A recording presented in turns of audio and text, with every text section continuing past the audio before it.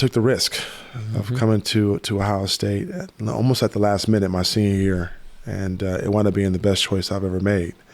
Now, after my freshman year at being at Ohio State, it was not in a sense of where we were 1-17 in the Big Ten and we were 8-22. Holy cow! My freshman year, we lost 17 straight games my freshman year, and had just a morbid freshman campaign. Now, me as an individual, freshman of the year, all Big Ten. Right, I read that. I had some success my freshman year, but Big Ten freshman of the year, and you lost 17 straight. Yeah.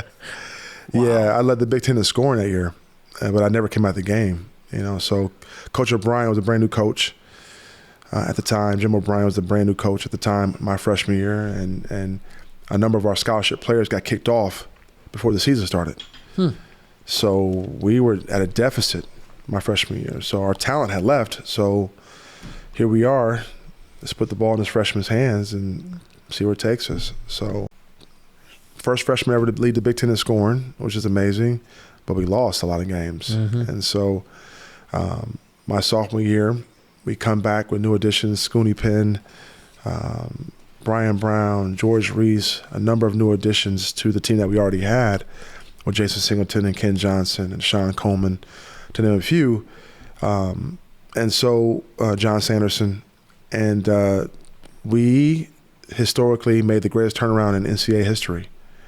We went from the worst team in college basketball to being one of the best teams in college basketball the very next year. Wow. So we went to the Final Four and, had some tremendous success along the way, and won some Big Ten championships while I was in school, my junior year in particular. So we went from a morbid program to being one of the best programs by the time I left. Same coach.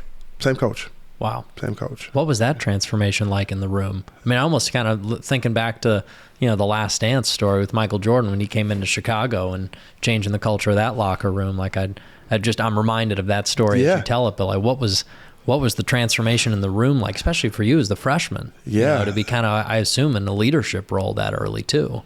It was ultra special because I was a Columbus kid. Yeah, right. So the amount of love that I received from Columbus to this day has been incredible.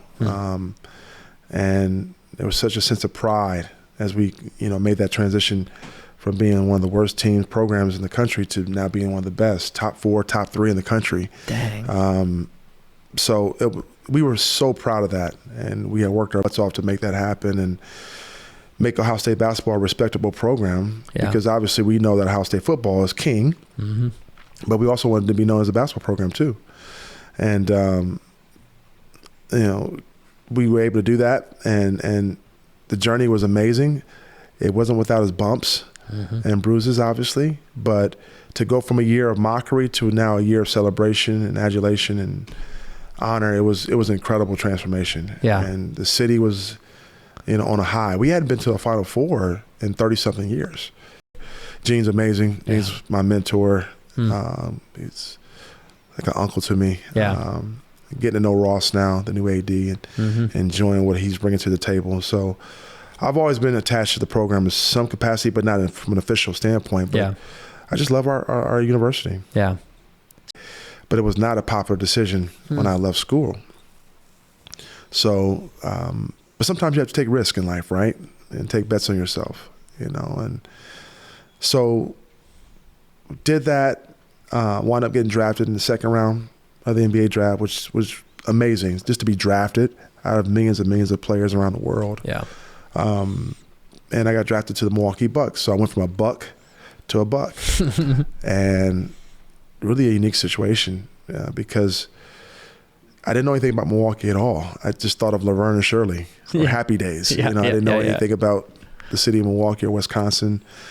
Maybe beer and cheese and brats, maybe. Almost went to the finals. So just a super year of learning and growing. No, I didn't play that much that year at all. I just watched and learned. And that was unfamiliar territory for me, to your point, not planned. But I was able to learn from that situation. And I wound up embracing that role of not playing. And it wound up paying dividends down the road. Because now, here I am, a 20-year-old kid in this grown man world. Right. responsibilities and finances now and all of this stuff that you have to deal with as a grown-up. Relying on faith was huge. How do I manage all of this? How do I manage expectations? And then also, I had a great group of veterans there to help me, to shape me, to help mold my mentality, approach, how to be professional. So there was a lot of things I learned that whole year that wound up propelling me into having the career I wound up having. So, but that's something I had to rely on for sure. Even in moments when I didn't play or I wasn't playing or being considered to play, being faithful every day at practice, being the first one there, being the last one to leave, were things I wanted to continue to be consistent at.